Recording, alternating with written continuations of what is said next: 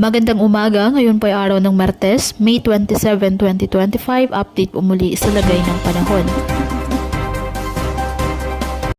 Ayon sa Pag-asa, Intertropical Convergence Zone or ITCZ ang nakakaapekto sa Mindanao at Palawan. Easterlies naman ang nakakaapekto sa nalalabing bahagi ng ating bansa.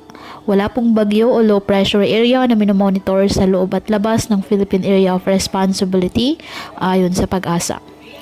Ngayong araw, dahil po sa nasabing Intertropical Convergence Zone, asahan po ang maulap na halangitan na may kalat-kalat na pag-ulan at thunderstorms sa Zamboanga Peninsula, Basilan, Sulu, Tawi-Tawi at Palawan. Asahan naman ang maulap na halangitan na may kalat-kalat din po ng mga pag-ulan at thunderstorms sa Batanes na dulot ng frontal system. Apektado naman po ng bahagyang maulap hanggang sa maulap na halangitan with isolated rain showers or thunderstorms ang nalalabing bahagi ng Mindanao na dulot po ng ITCZ.